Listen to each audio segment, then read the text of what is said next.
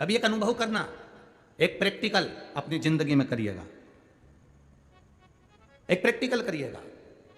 एक आसन जिस पर आप बैठते हो वो आसन अपने साथ में लेकर चलना। एक बार कभी योग लग जाए, कहीं आपका कथा हो रही हो, शिव महापुराण की कथा सुनने का कभी मौका मिल जाए आपको, तो अपना आसन अपने साथ लेकर चलना। जिसका व्यापार हो, जिसकी दुकान हो, जिसका व्यापार हो, उसके लिए हम वर्णन करेंगे।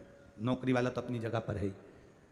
एक आसन लेकर चलना, उसी आसन पर बैठकर आप 7 दिन 5 दिन की शिव महापुराण की कथा श्रवण करना। उसी आसन पर कथा सुन ली, आसन की घड़ी बनाई, अपने बैग में रख लिया, फिर वापस सुबह जब कथा चालू हुई, ठीक 2 बजे कथा चालू हो और आप बैठ रहे हो 1:30 बजे 1 बजे, तो 1 बजे आपको वो आसन नहीं बिछाना। 2 बजे का कथा चालू हो उसके पहले आप 1:30 बजे के करीब में वो आसन अपने नीचे वापस बिछा लो और फिर कथा सुन लो। वापस कथा पूरी हो, आरती हो, आरती के समय पर उस आसन को वापस उठाकर अपने बैग में रख लो।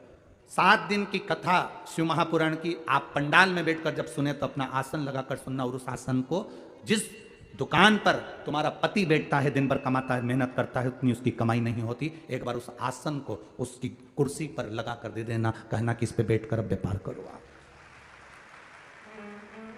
आपको उस आसन का बल मालूम पड़ेगा, आपको अपनी माला का बल मालूम पड़ेगा। आप जिस माला से भगवान का भजन करते हो उस माला का बल तुम्हें मालूम पड़ेगा।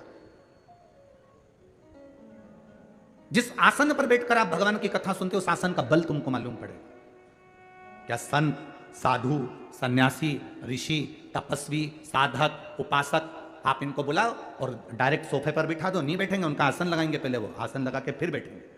आसन में ऐसा क्या है कि वो अपने आसन पर बैठते हैं।